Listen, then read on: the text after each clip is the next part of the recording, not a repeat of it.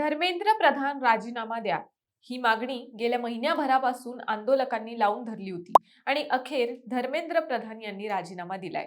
नीट paper फुटी प्रकरणी CJP सह काँग्रेस आणि अन्य विरोधी पक्षांनी केंद्रीय मंत्री धर्मेंद्र प्रधान यांच्या राजीनाम्यासाठी आक्रमक भूमिका घेतली।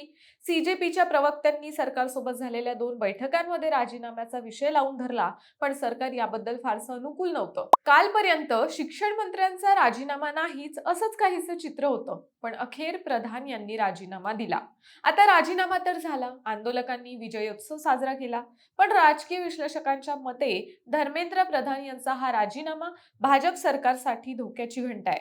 या एका राजीनाम्यामुळे भविष्यात भाजप सरकारला अत्यंत गंभीर राजकीय आणि संघटकीय फटका बसणार आहे। तो फटका कसा बसणार हेच आपण आजच्या या व्हिडिओच्या माध्यमातून समजून घेऊयात। नमस्कार, मी रुपल आणि तुम्ही पाहत आहात विषयच भारी। केंद्रीय शिक्षण मंत्री धर्मेंद्र प्रधान यांनी आज पंतप्रधान नरेंद्र मोदी यांच्याकडे आपला राजीनामा सुपूर्द केला। सोशल मीडियावर एक पत्र प्रसिद्ध करत प्रधान यांनी आपल्या राजीनाम्याची घोषणा केली आणि गेल्या 4 दशकांहून अधिक काळ विद्यार्थी, शिक्षक आणि शिक्षण सुधारणांसाठी आपण झटत असल्याचं म्हटलं। देशातील तरुणांची दिशाभूल होऊ नये, राष्ट्रविरोधी शक्तींनी परिस्थितीचा गैरफायदा घेऊ नये आणि विद्यार्थ्यांनी आंदोलनाऐवजी शिक्षण आणि करिअरवर लक्ष केंद्रित करावं, या भूमिकेतून आपण राजीनामा देत असल्याचं त्यांनी स्पष्ट केलं। पण खरी गोष्ट इथूनच पुढे सुरू होते, कारण हा राजीनामा फक्त एका मंत्र्याचा राजीनामा नाही, तर मोदी सरकारच्या एका अलिखित नियमाला बसलेला हा पहिला मोठा धक्का आहे। मोदी सरकार विरोधकांच्या दबावापुढे झुकत नाही, आंदोलनं झाली तरी मंत्री बदलत नाही, हा जो समज गेल्या 10-12 वर्षात तयार झाला होता, तो आज मोडीत निघालाय आणि नेमकं हेच भाजपसाठी भविष्यात डोकेदुखी ठरू शकतं। आता मूळ मुद्द्याकडे वळूयात की या राजीनाम्याचा फटका भाजपला भविष्यात कसा बसू शकतो। पहिली आणि सर्वात महत्त्वाची गोष्ट म्हणजे मोदी सरकारमध्ये राजीनामे होत नाहीत, हा जो आजवरचा अलिखित नियम मानला जात होता, तो आज मोडला गेलाय। याआधी एमजे अकबर यांचा अपवाद वगळता कोणत्याही मंत्र्याने दबावापोटी राजीनामा दिला नव्हता। आता मात्र एका रस्त्यावरील आंदोलनापुढे सरकारला झुकावं लागलं, हा संदेश देशभर गेलाय। राजकीय विश्लेषकांच्या मते हाच पायंडा भाजपसाठी पुढे अडचणीचा ठरू शकतो, कारण यापुढे कोणत्याही मुद्द्यावर आंदोलन उभं राहिलं की सरकार आधीही झुकलं होतं, आताही झुकेल अशी अपेक्षा आंदोलकांमध्ये तयार होईल। याचाच अर्थ एका आंदोलनाच्या यशानं भविष्यातल्या प्रत्येक आंदोलनाला बळ मिळण्याची शक्यता निर्माण झाली आहे।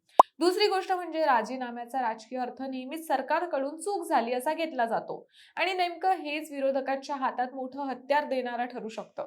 राजीनामा दिल्यानंतरही सीजेपीनं आंदोलन सुरूच ठेवण्याची भूमिका घेतली आहे। संघटनेचे अभिजित दिपके यांनी जंतर मंतरवरील हजारो आंदोलकांसमोर आणखी नव्या मागण्या मांडल्या आहेत। म्हणजेच एक मागणी मान्य झाली असली तरी आंदोलनाची धार कमी होण्याऐवजी ती अधिक तीव्र होण्याची शक्यता आहे। दुसरीकडे काँग्रेस नेते कन्हैया कुमार यांच्यासारख्या नेत्यांनी आधीच केंद्र सरकार आणि पंतप्रधान मोदी यांच्यावर थेट निशाणा साधला होता। आता राजीनामा झाल्यानंतर विरोधक हा मुद्दा सरकारने स्वतःचं अपयश मान्य केलं असा मांडत संसदेपासून रस्त्यापर्यंत आणखी आक्रमक होण्याची शक्यता नाकारता येणार नाही। तिसरी गोष्ट म्हणजे भाजपने आजवर याच मुद्द्यावर बचावात्मक भूमिका घेतली होती। पक्षाचे राष्ट्रीय अध्यक्ष जे.पी. नड्डा यांनी काही दिवसांपूर्वीच पत्रकार परिषदेत स्पष्ट केलं होतं की देशात 150हून अधिक पेपर फुटीच्या घटना घडल्या असून काँग्रेसच्या काळात आणि बिगर भाजप राज्यातही अशा घटना घडल्यानं या विषयाचं राजकारण करणं योग्य नाही।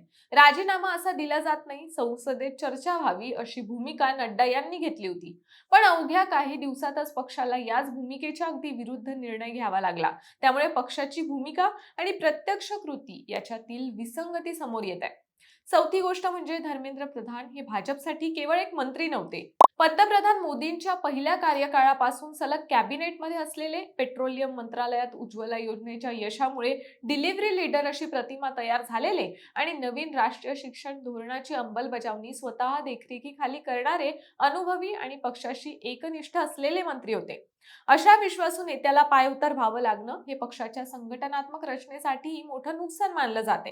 गेली 10-12 वर्ष सातत्यानं मोठी खाती सांभाळणारा, कधीही बंडखोरी न करणारा आणि संघटनेशी एकनिष्ठ असलेला चेहरा गमावणं हे पक्षासाठी केवळ प्रशासकीयच नाही तर राजकीय दृष्टीनेही मोठा फटका आहे। नवीन शिक्षण मंत्री नेमताना नव्या शैक्षणिक धोरणाची अंमलबजावणी, नीट परीक्षा प्रणालीतील सुधारणा आणि आंदोलकांचा विश्वास पुन्हा मिळवणं ही सगळी आव्हानं सरकार समोर नव्याने उभी राहणार आहे. नवीन मंत्र्याला या सगळ्या प्रक्रिया समजून घेण्यासाठी वेळ लागेल आणि तोपर्यंत शिक्षण मंत्रालयाचं दैनंदिन कामकाज तसंच धोरणात्मक निर्णयही काही प्रमाणात संत होण्याची शक्यता नाकारता येत नाही. पाचवी गोष्ट म्हणजे हा राजीनामा आगामी निवडणुकांमध्ये विरोधकांसाठी प्रचाराचा मुद्दा बनू शकतो.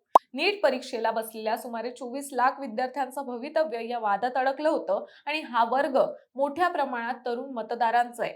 शिक्षण, रोजगार आणि परीक्षा पद्धतीतील पारदर्शकता हे मुद्दे आधीच तरुणांमध्ये संवेदनशील आहेत. अशा स्थितीत एका आंदोलनामुळे सरकारला माघार घ्यावी लागल्याचं उदाहरण विरोधक वारंवार वापरू शकतात, विशेषतः आगामी राज्यांच्या निवडणुकांमध्ये तरुण मतदारांपर्यंत पोहोचताना.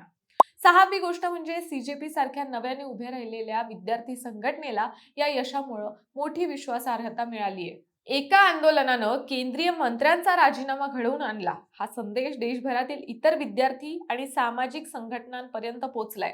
यामुळे भविष्यात अशा आंदोलनांची संख्या आणि तीव्रता वाढण्याची शक्यता आहे आणि प्रत्येक वेळी सरकारला झुकावं की ठाम राहावं या कात्रीत सापडावं लागू शकतं.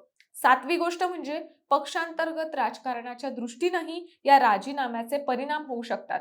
धर्मेंद्र प्रधान यांच्यासारखा दीर्घकाळ पंतप्रधानांच्या विश्वासातला नेता जर दबावापोटी पायउतार होत असेल तर पक्षातील इतर नेत्यांमध्येही असुरक्षिततेची भावना निर्माण होऊ शकते. तसंच ज्या राज्यांमध्ये किंवा मतदारसंघांमध्ये भाजपला विद्यार्थी आणि तरुण वर्गाचा पाठिंबा मिळवायचा आहे तिथे सरकार दबावाशिवाय ऐकत नाही ही प्रतिमा तयार होणं अडचणीचं ठरू शकतं. आठवी गोष्ट म्हणजे प्रसार माध्यमांमधून आणि सोशल मीडियावरही हा राजीनामा तरुणांचा विजय म्हणून मोठ्या प्रमाणात साजरा केला जातोय. अशा वातावरणात सरकारची प्रतिमा बॅकफूटवर गेलेलं सरकार अशी तयार होण्याचा धोका आहे जो पुढील निवडणुकीच्या प्रचारात विरोधकांकडून वारंवार अधोरेखित केला जाऊ शकतो. एकूणच काय तर धर्मेंद्र प्रधान यांचा राजीनामा हा तात्पुरता दिलासा देणारा निर्णय वाटत असला तरी त्याचे राजकीय पडसाद दीर्घकाळ उमटण्याची शक्यता आहे. सरकार विरोधी आंदोलनांना मिळालेलं हे मोठं मनोबल, विरोधकांच्या हाती आलेलं नवं हत्यार, पक्षाच्या भूमिकेतील विसंगती, एका अनुभवी नेत्याची पक्षाला बसलेली उणीव आणि पक्षाच्या प्रतिमेवर होणारा परिणाम या सगळ्याचा एकत्रित परिणाम भाजपच्या पुढील वाटचालीवर होऊ शकतो. सीजेपीनं आंदोलन अजूनही मागे घेतलेलं नाही आणि आणखी मागण्यांसाठी रस्त्यावर राहण्याचा इशारा दिलाय. यावरून हे प्रकरण इथेच थांबणार नाही हे स्पष्ट होतं. आगामी काळात सरकार नवीन शिक्षण मंत्री कोणाला बनवतं, नीट परीक्षा पद्धतीत काय बदल करतं आणि सीजेपीच्या उरलेल्या मागण्यांवर कशी भूमिका घेतं यावरच या संपूर्ण प्रकरणाची पुढची दिशा ठरणार आहे. बाकी तुम्हाला सरकारच्या या निर्णयाविषयी काय वाटतं हे आम्हाला कॉमेंट्समध्ये नक्की सांगा आणि विशेष भारीच्या YouTube चॅनलला सबस्क्राईब करायला विसरू नका.